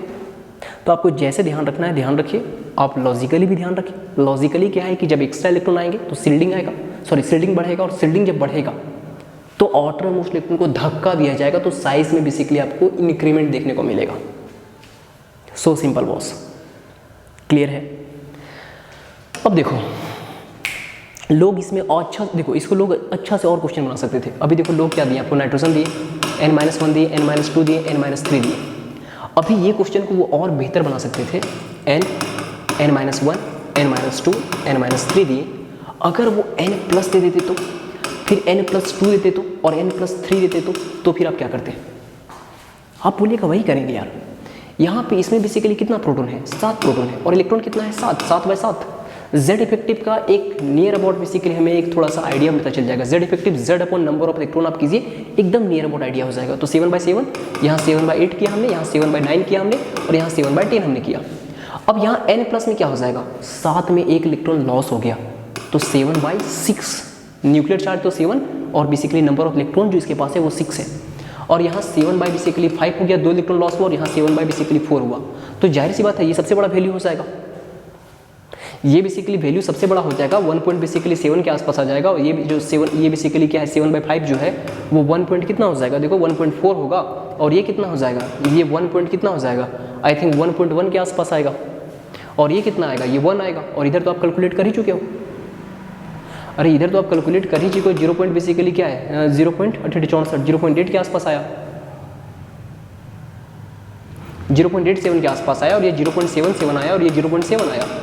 तो आप बोले कि सर बेसिकली क्या है ना, इसका जेड इफेक्टिव मैक्सिमम है। देखिए इधर इस डायरेक्शन में अगर हम बात करें तो n से, देखिए इसका जो जेड इफेक्टिव है इससे बड़ा N+ का है, इससे बड़ा N+2 का है, और इससे बड़ा N+3 का है। तो जेड इफेक्टिव इस डायरेक्शन में बढ़ रहा है सर। जैसे जैसे पॉजिटिव चार्ज बढ़ता है वैसे वैसे जेड इफेक्टिव बढ़ रहा है सर। और अगर जेड इफेक्टिव बढ़ेगा तो साइज घटेगा। इस डायरेक्शन में जेड इफेक्टिव इंक्रीज हो रहा है, जेड इफेक्टिव इस डायरेक्शन में इंक्रीज हो रहा है, तो साइज घटते जाएगा। जिसका जेड इफेक्टिव सबसे मैक्सिमम है, देखो N+3 का साइज, इसका जेड इफेक्टिव मैक्सिमम है, सबसे बड़ा इसका जेड इफेक्टिव है, तो साइज इसका सबसे छोटा होगा। देखो इसका जेड इफेक्टिव 1.7 है, सबसे बड़ा है, तो सबसे छोटा ये, फिर ये, फिर देखो इससे छोटा बेसिकली इसका जेड इफेक्टिव है, तो ये बड़ा होगा। फिर ये दोनों में जेड इफेक्टिव इसका बड़ा है, तो ये छोटा होगा, इससे ये बड़ा होगा। ये दोनों में जेड इफेक्टिव इसका बड़ा है, तो जाहिर सी बात है इसका जेड इफेक्टिव ज़्यादा है, तो साइज छोटा होगा। मैंने कुछ मिस्टेक कर दिया क्या? हाँ यार मैंने मिस्टेक कर दिया। देखो इस डायरेक्शन में क्या हो रहा था, जेड इफेक्टिव इंक्रीज हो रहा था, तो साइज बेसिकली घटा। इस डायरेक्शन में जेड इफेक्टिव इंक्रीज हो रहा था, तो साइज घटा। लेकिन इस डायरेक्शन में क्या हो रहा है, इस डायरेक्शन में जेड इफेक्टिव बेसिकली क्या हो रहा है, डिक्रीज कर रहा है। इस डायरेक्शन में जेड इफेक्टिव डिक्रीज कर रहा है, जेड इफेक्टिव डिक्रीज करेगा तो साइज बढ़ेगा। क्लियर है? तो लोग बेसिकली इसको क्या है ना, सिंपल एक लाइन में इतना ज़्यादा बेसिकली टेंशन नहीं रखते हैं, और ऐसे बोलते हैं कि देखो यार ये न्यूट्रल एटम है ना, ये सारे कटायन वाला से बड़ा है। कटायन मतलब पॉजिटिव वाला से, N+ से बड़ा है, N+2 से बड़ा है, N+3 से बड़ा है। ऑब्वियसली सारे कटायनिक से बड़ा होगा न्यूट्रल, और न्यूट्रल से हमेशा बड़ा होगा अनायनिक। तो लोग ऐसे बोलते हैं कि फॉर सेम एटम, क्या बोलते हैं, for same atom, same atom के लिए, for same atom, same atom के लिए बोलते हैं कि न्यूट्रल से बड़ा होगा अनायनिक, अनायन बड़ा होगा किससे, न्यूट्रल से, और न्यूट्रल बड़ा होगा कटायन से, न्यूट्रल बड़ा होगा कटायन से। और कटायनिक चार्ज जितना बढ़ते जाएगा साइज उतना छोटा होते जाएगा। कटायनिक चार्ज जितना बढ़ेगा साइज उतना छोटा होगा, और अनायनिक चार्ज जितना बढ़ेगा साइज उतना बढ़ेगा। मैं आपको लॉजिकली समझाया कि इसका बेसिकली रीज़न क्या है। इसको मैं एक अच्छा से बताने का कोशिश करता हूँ। देखो बढ़िया से समझो, जैसे ये n है, n+3 है, एकदम बढ़िया से हटा दिया मैंने सब कुछ। एक तरफ मैंने n को लिया, एक तरफ मैंने n+3 को लिया। इसके पास 7 प्रोटॉन था, 7 इलेक्ट्रॉन था, इसके पास 7 प्रोटॉन है और बेसिकली 3 इलेक्ट्रॉन चला गया, मतलब मात्र 4 इलेक्ट्रॉन है। तो इसका जो न्यूक्लियस है बॉस, इसका न्यूक्लियस जो है मात्र 4 इलेक्ट्रॉन को बेसिकली पकड़ के रखेगा। तो कितना कस के पकड़ेगा, तो साइज तो बेसिकली छोटा होगा ना, कस के अट्रैक्शन लगाएगा। जेड इफेक्टिव इसका बहुत ज़्यादा बढ़ जाएगा, जेड इफेक्टिव बहुत ज़्यादा हो जाएगा, जेड इफेक्टिव बहुत ज़्यादा, तो साइज बहुत छोटा हो जाएगा। और इसके केस में क्या है कि 7 प्रोटॉन 7 इलेक्ट्रॉन को पकड़ के रखा हुआ है। तो यहां पे इसमें क्या है ना, इसमें इसके मुकाबले इसमें जेड इफेक्टिव बहुत ज्यादा हो गया, जेड इफेक्टिव बहुत इंक्रीज हो गया, और जेड इफेक्टिव इंक्रीज हुआ तो साइज बेसिकली घटा। So simple. लोग इसको बोलते हैं कि कुछ बात ध्यान रखो, सिंपल ध्यान रखो कि सबसे बड़ा कौन होगा। सबसे बड़ा लोग बोलते हैं कि सबसे बड़ा होगा अनायन, अनायनिक रेडिया जो होगा वो बड़ा होगा न्यूट्रल से, और जो न्यूट्रल वाला है वो बड़ा होगा कटायनिक से। और कटायन के अंदर जैसे जैसे चार्ज बढ़ेगा वैसे वैसे बेसिकली क्या है, जेड इफेक्टिव भी बढ़ेगा, और जेड इफेक्टिव बढ़ेगा तो जाहिर सी बात है साइज छोटा होगा, क्योंकि कटायन का चार्ज जितना ज़्यादा साइज उतना छोटा। फॉर एग्जांपल मैं आपको सिंपली अगर ऐसा क्वेश्चन दे दूँ कि यहाँ पे मैंगनीज का सबसे स्मॉलेस्ट साइज किस में है, एक में बोला MnO, एक में बोला MnO2 और एक में बोला Mn2O7। चलो ठीक है, अभी आपको ज़्यादा कुछ आइडिया नहीं है, आप इतना ध्यान रख लो, यहाँ मैंगनीज का चार्ज होगा +2, ये Mn+2 है, यहाँ मैंगनीज का चार्ज होगा Mn+4, यहाँ मैंगनीज का चार्ज है Mn+7। तो आप बोलोगे सर सेम एटम के लिए हमें पता है जैसे जैसे बेसिकली कटायन चार्ज बढ़ेगा।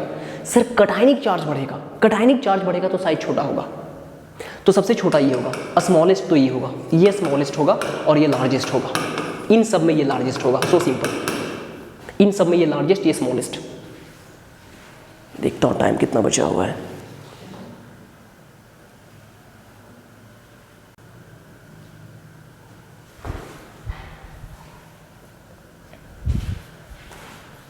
तो इस तरह से बॉस मैं आपके साथ कुछ और क्वेश्चन के बारे में बात करूं। फॉर एग्जांपल मैं आपके साथ यहाँ पे बात करूं कि बताओ कौन बड़ा है, FeO बड़ा है, यहाँ पे आयरन बड़ा है, या फिर Fe2O3 में बड़ा है। आयरन कहाँ पे बड़ा है, मैं आपको पूछूं कि आयरन कहाँ बड़ा है, FeO में बड़ा है या Fe2O3 में बड़ा है।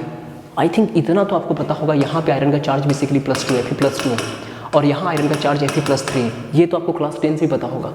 और मैं आपको बोला कि कटायनिक चार्ज बढ़ेगा तो साइज घटेगा, तो ये तो स्मॉलेस्ट होगा, ये स्मॉलेस्ट होगा, ये भैया ये स्मॉलेस्ट होगा, ये स्मॉलेस्ट होगा। क्लियर है। अब देखो मैं आपको बेसिकली फिर एक क्वेश्चन देता हूँ। मैं बोलूँगा यहाँ पे क्रोमियम का कौन सा ऑक्साइड सबसे छोटा है। एक में बोला CrO, एक में बोला CrO2 और एक में बोला बेसिकली Cr2O3 और एक में बोला CrO3।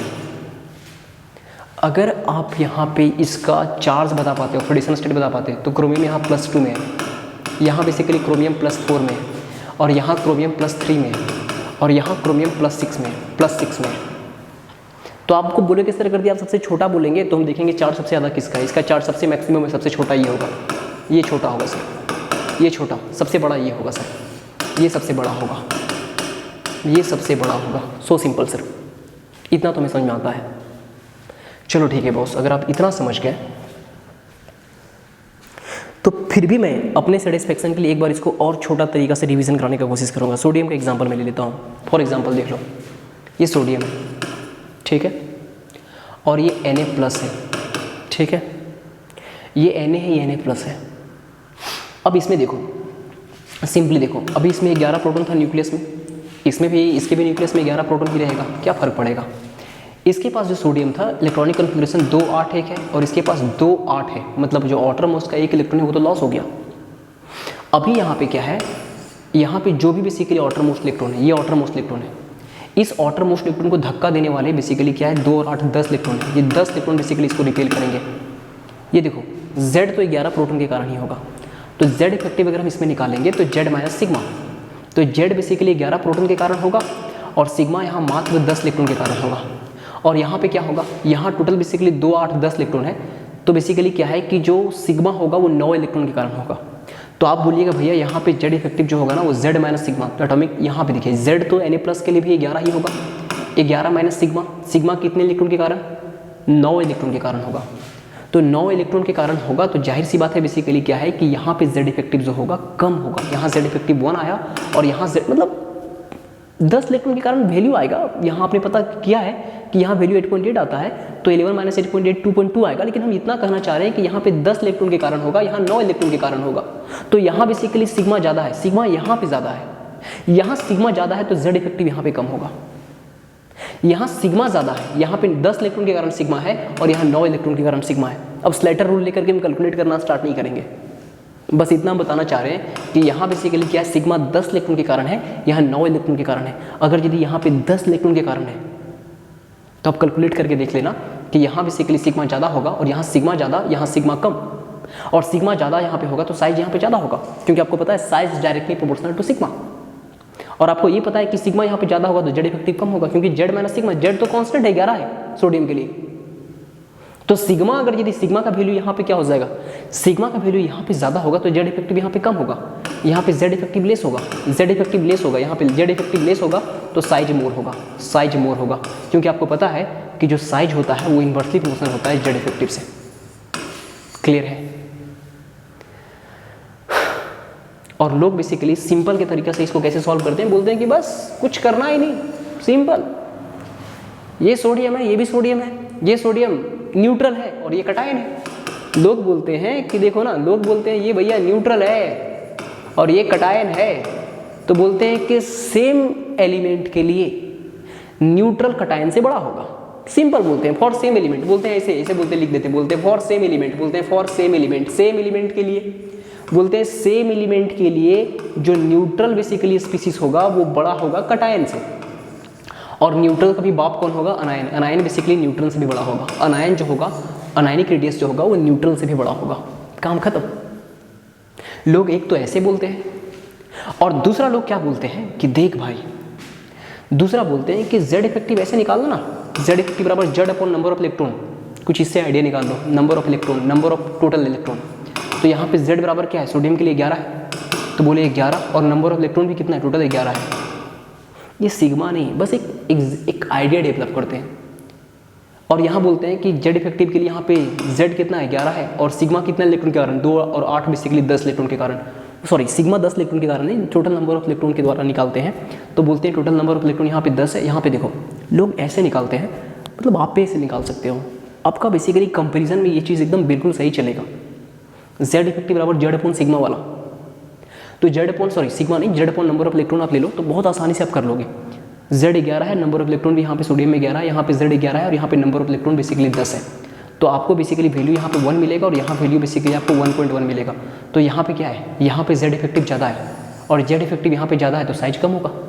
यहाँ Z इफेक्टिव ज़्यादा है, Z इफेक्टिव ज़्यादा तो साइज कम, क्योंकि साइज जो है वो इन्वर्सली प्रोपोर्शनल था Z इफेक्टिव से। देखो इस पे हम ये फाउंडेशन पे इसीलिए वहाँ पे जोड़ दिए थे। So simple. अब देखो लोगों को इतना में मन नहीं भरा, अब लोग बोले ना कि हम अलग अलग आइटम लाएंगे और अलग अलग आइटम में सब में सेम इलेक्ट्रॉन रखेंगे। For example Na plus 10 electron है, Mg प्लस 2 10 इलेक्ट्रॉन है, Al प्लस 3 10 इलेक्ट्रॉन है, F माइनस 10 इलेक्ट्रॉन है, O माइनस 2 10 इलेक्ट्रॉन है और N माइनस 3 10 इलेक्ट्रॉन है। नाइट्रोजन में 7 इलेक्ट्रॉन होता है, 3 इलेक्ट्रॉन गेन कर दिया तो 10 हो गया। ऑक्सीजन में बेसिकली 8 इलेक्ट्रॉन होता है, 2 गेन किया तो 10 इलेक्ट्रॉन हो गया। इसमें बेसिकली क्या है, 9 इलेक्ट्रॉन होता है, फ्लोरीन में 1 इलेक्ट्रॉन गेन किया तो 10 हो गया। सोडियम में 11 इलेक्ट्रॉन होता है, 1 लॉस किया तो 10 हुआ। मैग्नीशियम में 12 इलेक्ट्रॉन होता है, 2 लॉस किया तो 10 हुआ। एल्युमिनियम में 13 इलेक्ट्रॉन होता है, 3 लॉस किया तो 10 हुआ। सिलिकॉन में 14 इलेक्ट्रॉन होता है, 4 लॉस किया तो 10 हुआ। अगर हम बोलेंगे कि बताओ भाई इसमें बेसिकली ये सारे के सारे क्या है, क्या कोई रिलेशन है, आप बोलोगे सब में नंबर ऑफ इलेक्ट्रॉन सेम है, मतलब ये आइसो इलेक्ट्रॉनिक है। आइसो इलेक्ट्रॉनिक है भैया, ये आइसो इलेक्ट्रॉनिक है, ये आइसो इलेक्ट्रॉनिक स्पीसीज है, ये आइसो इलेक्ट्रॉनिक स्पीसीज है, मतलब सब में नंबर ऑफ इलेक्ट्रॉन सेम है। अगर नंबर ऑफ इलेक्ट्रॉन सेम रहेगा तो लोग इसे फॉर्मूला दे देते हैं कि ठीक है जो साइज वाली बात है ना वो बेसिकली क्या है कि न्यूट्रल बेसिकली न्यूट्रल जो है कटायनिक से बड़ा होगा, और बेसिकली क्या है कि कटायनिक न्यूट्रल जो है सो कटायनिक से बड़ा होगा और न्यूट्रल से बड़ा होगा अनायनिक होगा। हम बोलते हैं आप वैसे मत कीजिए, आप इसको ध्यान रखिए। किसको? इसको मैं आपको सिखाया हूँ, देखो तो Z इफेक्टिव बराबर आप इस तरह से कंपेरिजन वाला क्वेश्चन में Z upon number of electron ले सकते हो, नंबर ऑफ इलेक्ट्रॉन। तो यहाँ पे Z कितना है नाइट्रोजन के लिए 7 और नंबर ऑफ इलेक्ट्रॉन कितना है 10 है, ऑक्सीजन का Z क्या है 8 है और नंबर ऑफ इलेक्ट्रॉन 10 है। फ्लोरीन का Z क्या है 9 है भैया और नंबर ऑफ इलेक्ट्रॉन 10 है। सोडियम के लिए Z क्या है Z 11 है, नंबर ऑफ इलेक्ट्रॉन 10 है। तो जब आप ये रेशियो देखोगे, मैग्नीशियम के लिए क्या है, मैग्नीशियम के लिए बोलोगे Z 12 है और नंबर ऑफ इलेक्ट्रॉन 10 है। एल्युमिनियम के लिए बोलोगे Z क्या है 13 है, नंबर ऑफ इलेक्ट्रॉन 10 है। सिलिकॉन के लिए Z क्या है 14 है, नंबर ऑफ इलेक्ट्रॉन 10 है। तो आप बोलोगे इस तरह से आपको दिखेगा कि यहाँ पे Z इफेक्टिव यहाँ पे 0.7 आया, यहाँ पे 0.8 आया, यहाँ पे 0.9 आया, यहाँ 1.1 आया, यहाँ 1.2 आया, 1.3 आया, 1.4 आया। तो आप बोलोगे इस डायरेक्शन में अगर हम जा रहे हैं तो हमें दिख रहा है कि Z इफेक्टिव इंक्रीज हो रहा है। Z इफेक्टिव 0.07, 0.8, 0.9, बाद देखिए 1.1, 1.2, 1.3, 1.4 Z इफेक्टिव इंक्रीज हो रहा है। अगर Z इफेक्टिव इंक्रीज हो रहा है तो साइज डिक्रीज होगा, साइज डिक्रीज होगा और साइज डिक्रीज होगा तो सबसे स्मॉलेस्ट ये होगा और सबसे लार्जेस्ट ये होगा, ये लार्जेस्ट हो जाएगा। तो लोग यहाँ से बोले कि देख मेरे भाई सेम देखो, लोग यहाँ से बोलते हैं कि फॉर आइसो इलेक्ट्रॉनिक, क्या बोलते हैं फॉर आइसो इलेक्ट्रॉनिक स्पीसीज, यहाँ से एक कंसेप्ट बनाते हैं, बोलते हैं फॉर आइसो इलेक्ट्रॉनिक। क्या बोलते हैं for iso electronic. Iso electronic के लिए, आइसो इलेक्ट्रॉनिक के लिए जो साइज होगा ना वो डायरेक्टली प्रोपोर्शनल होगा अनायनिक चार्ज पे, अनायनिक चार्ज पे। अनायन का चार्ज जितना बड़ा होगा साइज उतना बड़ा, और ये इन्वर्सली प्रोपोर्शनल होगा कटायनिक चार्ज पे, कटायनिक चार्ज पे, कटायनिक चार्ज पे, कटायनिक चार्ज पे। कटायन का चार्ज, ये देखो कटायन का चार्ज +4 हो गया तो सबसे छोटा, और अनायन का चार्ज बेसिकली क्या है ना -3 हो गया तो सबसे बड़ा। साइज में हमें ध्यान रखना पड़ेगा कि न्यूट्रल बड़ा होगा कटायन से, और न्यूट्रल बड़ा होगा कटायन से और न्यूट्रल से बड़ा होगा अनायन। तो आपको ध्यान रखना पड़ेगा सबसे बड़ा बेसिकली अनायन है, अनायन के बाद न्यूट्रल आता है और न्यूट्रल के बाद कटायन आता है। अनायन के अंदर भी, ये भी अनायन है, F- भी, O-2 भी अनायन है, N-3 भी अनायन है। अनायन के अंदर, अनायन के अंदर हम देखेंगे कि बेसिकली जिसका चार्ज ज़्यादा है तो वो बेसिकली बड़ा है, size directly proportional to anionic charge. और कटायन के अंदर, कटायन तो छोटे होंगे लेकिन ये भी कटायन है, ये भी कटायन है, ये भी कटायन है, ये भी कटायन है। जिस कटायन का चार्ज ज़्यादा वो सबसे छोटा। लेकिन इसको हम बोले कि आप इस तरह से मत रटो, आपको सिंपल बेसिकली मैंने समझाने का कोशिश किया है कि इस डायरेक्शन में Z इफेक्टिव बढ़ रहा है। जैसे कटायनिक चार्ज बढ़ेगा तो Z इफेक्टिव बढ़ेगा, और Z इफेक्टिव बढ़ेगा तो साइज घटेगा। तो आप इस तरह से चीज़ों को ध्यान रख सकते हैं। लेकिन ठीक है, आप चीज़ों को समराइज़ कर लिए, आपका बेसिकली बहुत हद तक पोर्शन हो गया। बस लेंथेनॉइड कॉन्ट्रैक्शन और डी ब्लॉक कॉन्ट्रैक्शन और एक डायगोनल रिलेशनशिप बचा हुआ है। मैं इसको आपका अगला लेक्चर में बताने का कोशिश करूँगा। अगला लेक्चर में भी बेसिकली साइज कम से कम 20 मिनट और चलेगा, और फिर जा करके हमारा साइज पे हम क्लास 12 तक हर क्वेश्चन कर सकते हैं।